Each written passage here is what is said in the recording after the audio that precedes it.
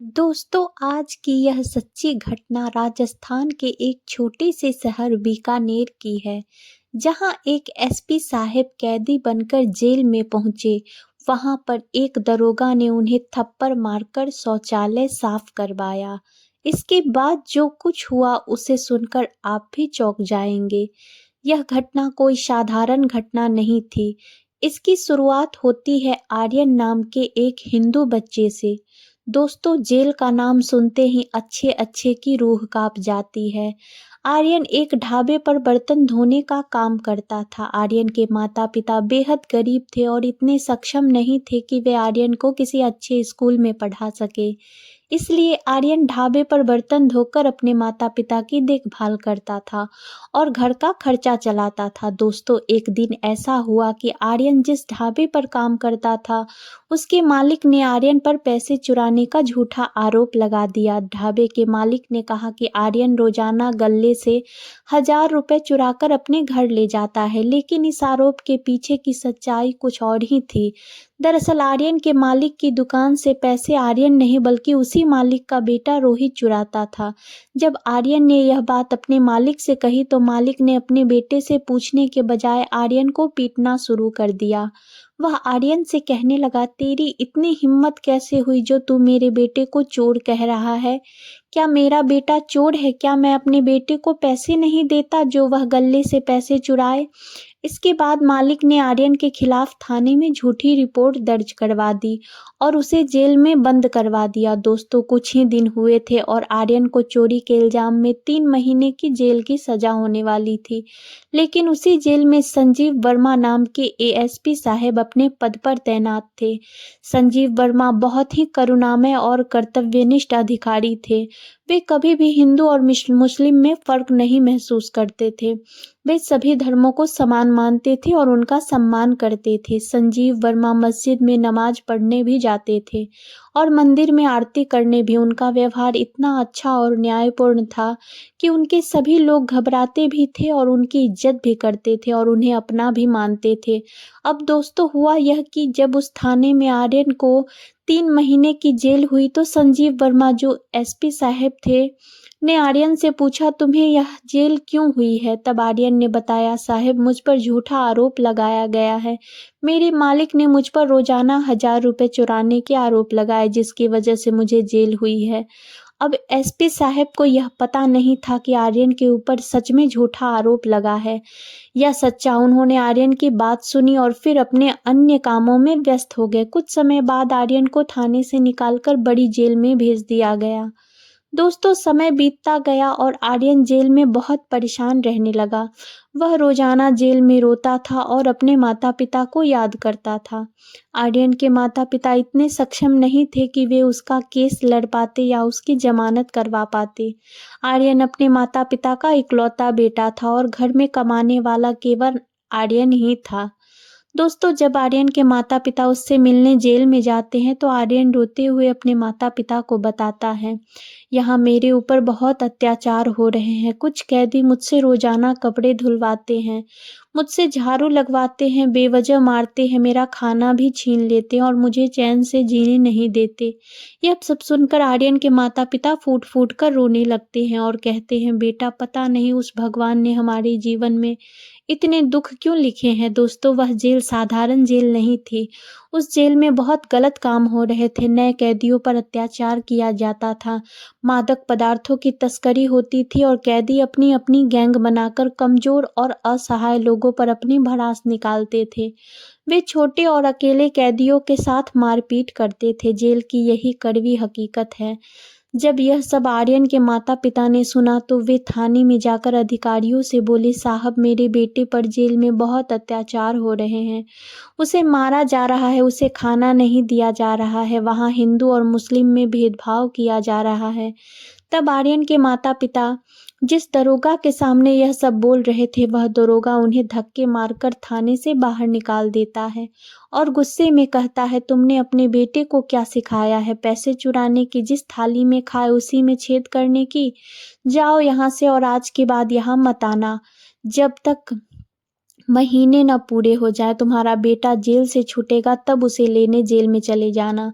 दोस्तों, जब दरोगा ने आर्यन के माता पिता का ऐसा अपमान किया तो वे घर लौटकर बहुत रोए। अगले दिन आर्यन के माता पिता फिर से थाने गए और इस बार वहां एएसपी साहब बैठे थे। माता पिता ने एएसपी साहब को सारी घटना बताई तो उन्होंने कहा, ठीक है, मैं आज शाम को जेल जाऊंगा और खुद देखूंगा कि तुम्हारे बेटे के साथ क्या हो रहा है। यह भी देखूंगा कि कौन लोग तुम्हारे बेटे के साथ ऐसा व्यवहार कर रहे हैं। आर्यन के माता पिता एएसपी साहब के सामने हाथ जोड़कर धन्यवाद देते हैं और वहां से चले जाते हैं। अब दोस्तों, शाम के वक्त एएसपी साहब उस गरीब और मासूम बच्चे की मदद के लिए जेल के दरवाजे पर पहुंचते हैं और जब एएसपी साहब आर्यन से पूछताछ करते हैं तो आर्यन घबराया हुआ था और आर्यन किसी का भी नाम नहीं बताता है, क्योंकि दोस्तों आर्यन को उस जेल में ही रहना था। अगर आर्यन गलती से भी उन कैदियों का नाम बता देता तो जो आर्यन को परेशान कर रहे थे वह कैदी और आर्यन का जीना हराम कर देते, क्योंकि दोस्तों जेल के अंदर ऐसा ही होता है कि कैदियों का आपस में लड़ना माफ होता है। अगर आपस में कुछ भी करे तो पुलिस वाले बस थोड़ा सा डांट फटकार के उन्हें अलग कर देते हैं। लेकिन दोस्तों, अब आर्यन एएसपी साहब से कुछ भी बातें नहीं बताता है। अब एएसपी साहब को उस लड़के के लिए बुरा जरूर लग रहा था, क्योंकि एएसपी साहब हमेशा सबके प्रति दया भावना से देखते थे। पता था कि आर्यन उसके माता पिता का इकलौता बेटा है और अगर गलती से भी जेल में आर्यन को कुछ ईंचा नीचा हो गया तो जेल से बाहर निकलने के बाद आर्यन के माता पिता का ध्यान कौन रखेगा। अब दोस्तों, आर्यन एएसपी साहब को यह सब नहीं बताता है तो एएसपी साहब जेल से वापस अपने ऑफिस आ जाते हैं।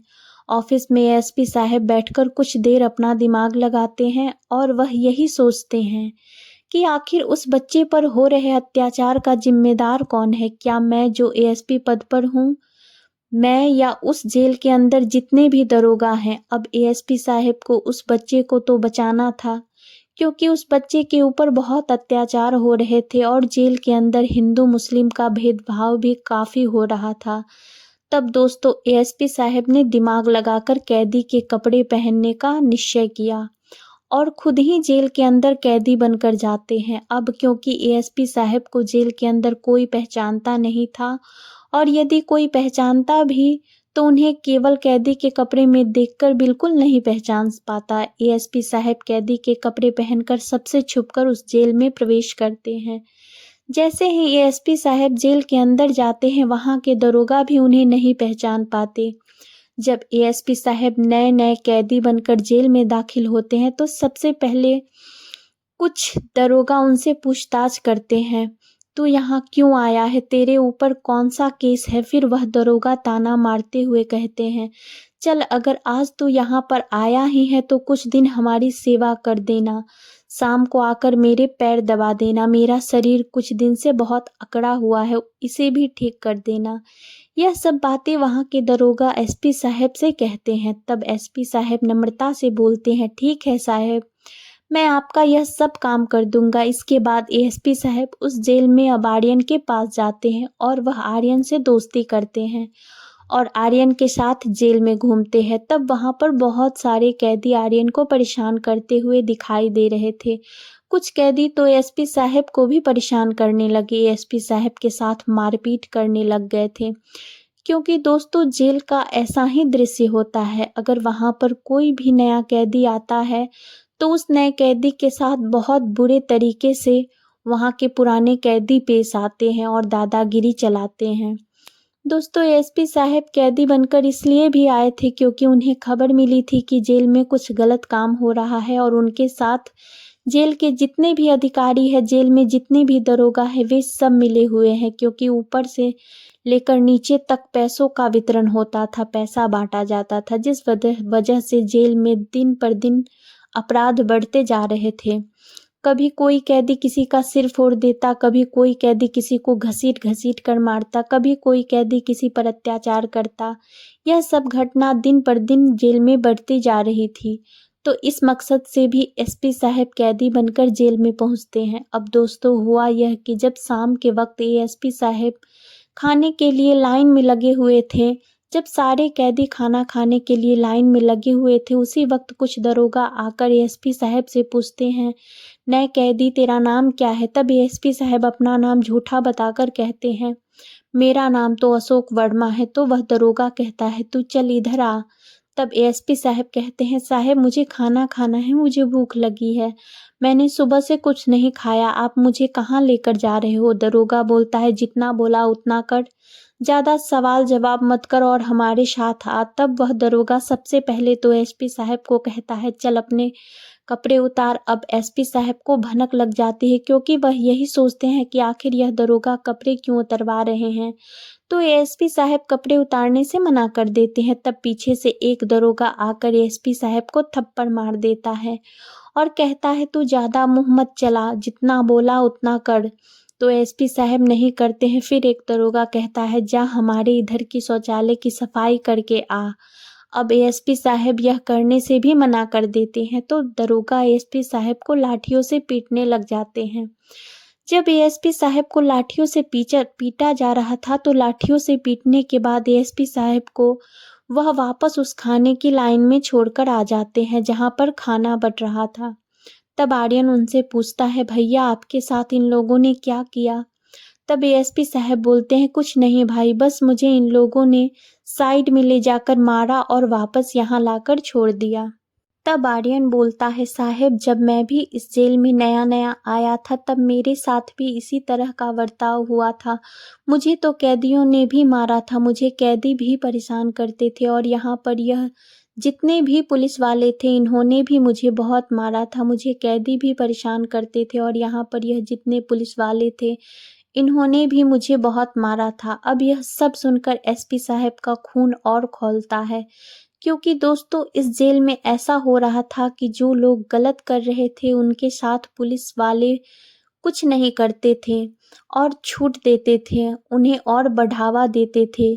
लेकिन जो सीधे साधे साधारण लोग थे उनके ऊपर जेल के जितने भी दरोगा थे वह बहुत बुरा बर्ताव अत्याचार करते थे, उनके ऊपर तरह तरह के परीक्षण करते। अब जब एसपी साहब ने जेल की यह हालत देखी, तब एसपी साहब मन ही मन बहुत उदास हुए, क्योंकि दोस्तों जेल में सिर्फ आपराधिक लोग ही नहीं थे, उस जेल के अंदर कुछ ऐसे भी थे जिन पर झूठ केस लगाए गए थे, जो झूठे केस में कई सालों से जेल में सड़ रहे थे, और वह इसलिए सड़ रहे थे क्योंकि उनका परिवार इतना सक्षम नहीं था कि वह केस लड़ सके। दोस्तों आज भी भारत के जेलों में ना जाने कितने लोग हैं जो बेकसूर हैं, जिनके ऊपर गलत इल्ज़ाम लगाए गए, लेकिन उनके बावजूद भी उन्हें सज़ा मिल रही है, और जितने भी अपराधी थे जो सच साबित हुए थे वह बाहर ही घूम रहे हैं। हमारे देश की कानून व्यवस्था आज भी इतनी कच्ची है कि कभी भी बिना निष्पक्ष जांच किए कई बार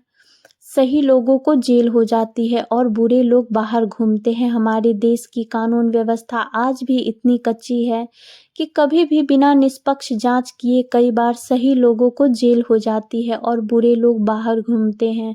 अब दोस्तों एसपी साहब जब यह दृश्य देखते हैं तो एसपी साहब मायूस हो जाते हैं, और एसपी साहब खाना छोड़कर पुनः उन दरोगा के पास जाते हैं और बोलते हैं, आज जो तुम्हारी सामत आई है, आज तुमने जिस कैदी को मारा है वह कैदी कौन है, जब तुम यह जानोगे तो तुम भी मेरे पैर में गिड़गिड़ाने लगोगे। तब वह जितने भी दरोगा थे वह एसपी साहब को बोलते हैं, कहीं का प्रधानमंत्री है क्या तू, या कहीं का मुख्यमंत्री है जो ऐसी बातें कर रहा है, चल जा यहाँ से वरना एक बार फिर से तेरी पिटाई कर देंगे। तब एएसपी साहब वहाँ पर जोर जोर से हंसने लगते हैं, और एएसपी साहब उस जेल के जो मुख्य अधिकारी थे जिनके अंदर सारे दरोगा जेल के अंदर काम करते थे, उस मुख्य अधिकारी को बुलाया। जैसे ही उस मुख्य अधिकारी को एसपी साहब ने अपना असली पहचान बताई, यह दृश्य देखकर वहां जितने भी दरोगा थे, जितने भी कैदी थे, वे घबरा गए थे, क्योंकि उन दरोगा और कैदियों को यह पता था कि हमने जिस इंसान के साथ गलत बर्ताव किया, गलत चीजें की, मारपीट की, वह कोई साधारण इंसान नहीं था, वह एसपी साहब था। अब जब एसपी साहब अपना असली रूप उन सबको बताते हैं तो सब लोग एसपी साहब के पैरों में गिड़गिड़ाने लगते हैं। जितने भी दरोगा थे वह सब घुटनों के बल बैठकर एसपी साहब से माफ़ी मांगने लगते हैं। साहब मुझे माफ़ कर दो, मुझे नहीं पता था कि आप एसपी साहब हैं, अगर कोई हमें बता देता कि आप एसपी साहब हैं तो हम आपके लिए यहाँ पर बहुत अच्छी व्यवस्था रखते, आपके लिए रोज़ाना बाहर से खाना मँगवाते, आपके लिए टीवी वाला रूम आपको देते जिसमें पंखा और फ्रिज सब कुछ हो। तब एएसपी साहब कहते हैं, मैं यहाँ कोई अपराध करके नहीं आया हूँ, ना ही मैंने कोई क्राइम किया है। मैं यहाँ सिर्फ इसलिए आया हूँ क्योंकि मुझे जानकारी मिली थी कि इस जेल में कुछ अवैध गतिविधियाँ हो रही हैं। जेल में कैदियों पर अत्याचार हो रहे हैं और नए कैदियों के साथ मारपीट और दुर्व्यवहार हो रहा है। इसलिए मैंने अपनी आँखों से यह सब देखने का निर्णय लिया और रंगे हाथों इन सबको पकड़ने आया हूँ। तब वहाँ जितने भी दरोगा थे वे सब एएसपी साहब से माफ़ी मांगने लगते हैं और जेल के अधिकारी भी एएसपी साहब से माफ़ी मांगने लगते हैं। साहब हमें माफ़ कर दीजिए, हमें नहीं पता था कि आप एएसपी साहब हैं। तब एएसपी साहब कहते हैं, आखिर तुम चाहते क्या हो? यहाँ लोग सुधारने आते हैं, ना कि गलत काम करने। हमारा मुख्य उद्देश्य जेल बनाने का यही है कि लोगों को यह समझ में आए कि बाहर की ज़िंदगी और जेल की ज़िंदगी क्या होती है और बाहर जाने के बाद लोग अपने जीवन को कैसे सुधारें। लेकिन तुम ही बुराइयों को बढ़ावा दे रहे हो, जेल में सभी कैदियों के साथ बुरा बर्ताव कर रहे हो और कैदी भी कुछ गलत कर रहे हैं तो उन्हें सुधारने के बजाय तुम उन्हें भी बढ़ावा दे रहे हो। क्या इस तरह से तुम हमारे देश का आपराधिक प्रतिशत कम करोगे? क्या इस तरह हमारा देश महान बनेगा? क्या इस तरह हमारा देश सुधरेगा? अब एएसपी साहब कहते हैं, क्या तुम्हें पता है कि इस जेल में कितने लोग ऐसे हैं जिन पर झूठे आरोप लगाए गए हैं?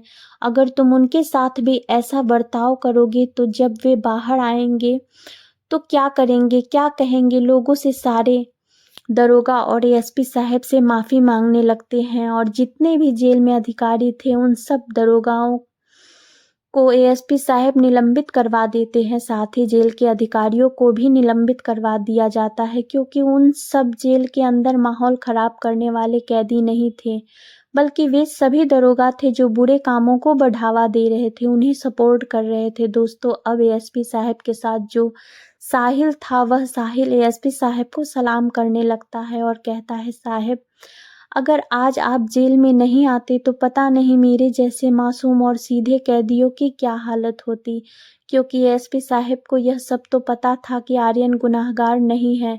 आर्यन को झूठे आरोपों में फंसाया गया है। जब एएसपी साहब जेल में कैदी बनकर आ रहे थे तब उन्होंने ढाबे की टपरी के मालिक के बेटे नारायण से मिलकर यह सच्चाई भी जानी थी कि पिताजी के गले से पैसे आर्यन नहीं बल्कि वह खुद चुराता था।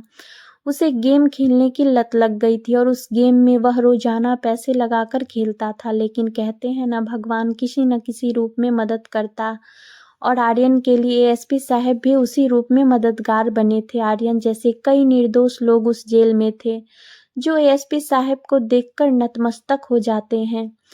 अब आप यह सोच रहे होंगे कि जब जेल में इतने सारे सरल और बिना अपराध वाले लोग थे तो एएसपी साहब उन्हें रिहा क्यों नहीं करवाते। दोस्तों, यह बहुत मुश्किल है क्योंकि उन लोगों के खिलाफ जो सबूत चाहिए होते हैं कई बार वे सबूत नहीं मिल पाते, जिसकी वजह से ऐसे लोगों को बिना किसी क्राइम के जेल में रहना पड़ता है। अब दोस्तों, इस घटना के बाद पूरे शहर में इस घटना की चर्चा हुई। आप कमेंट बॉक्स में हमें ज़रूर बताइएगा आपको यह घटना कैसी लगी।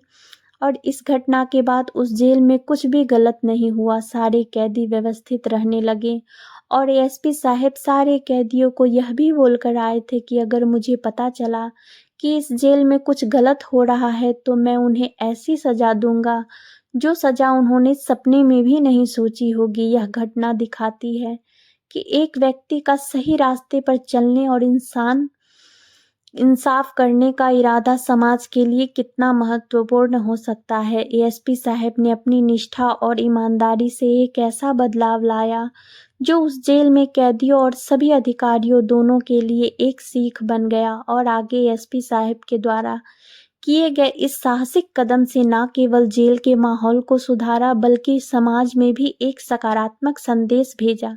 उन्होंने यह साबित कर दिया कि अगर किसी का इरादा मजबूत हो और वह ईमानदारी से काम करे तो वह किसी भी भ्रष्ट व्यवस्था को सुधार सकता है। उनके इस कदम के बाद जेल में सुधार की प्रक्रिया शुरू हो गई। पहले जो कैदी डर और उत्पीड़न का सामना करते थे, अब वे राहत महसूस करने लगे। अधिकारियों और कर्मचारियों को भी यह समझ में आ गया कि उनकी जिम्मेदारी सिर्फ कैदियों को सजा देना नहीं, बल्कि उनका सही मार्गदर्शन करना और उनके सुधार की दिशा में काम करना है। आर्यन और बाकी कैदियों को यह महसूस हुआ कि कभी-कभी एक सही व्यक्ति का हाथ थामना ही उन्हें सही रास्ते पर ला सकता है। अब आर्यन का विश्वास कानून और न्याय व्यवस्था में वापस लौट आया था। उसकी आंखों में उम्मीद की नई किरण चमकने लगी थी। इस घटना ने यह भी साबित किया कि कभी-कभी लोगों को न्याय दिलाने के लिए व्यवस्था में बदलाव की जरूरत होती है, और जब वह बदलाव होता है तो न केवल समाज में बल्कि जेलों में भी सुधार संभव है। एएसपी साहब की ईमानदारी और कड़ी मेहनत ने दिखा दिया कि भ्रष्टाचार और अन्याय के खिलाफ संघर्ष करना एक नायक का काम होता है, और सच के रास्ते पर चलने वालों के लिए हमेशा उम्मीद बनी रहती है। अब वह जेल एक बेहतर स्थान बन गया, और एएसपी साहब की धारा में जारी सुधारों ने सबको यह सिखाया कि व्यवस्था को बदलने की शक्ति हम सभी के अंदर होती है। बस हमें उसे पहचानने और लागू करने की जरूरत होती है। दोस्तों, यह सच्ची घटना यहीं पर समाप्त होती है। यदि आपको यह घटना पसंद आई हो तो कृपया हमारी वीडियो को लाइक करें और कमेंट बॉक्स में हमें यह जरूर बताएं कि क्या एएसपी साहब का किया गया कदम सही था या नहीं, क्योंकि दोस्तों ऐसी घटना शायद ही आपने पहले कभी सुनी हो।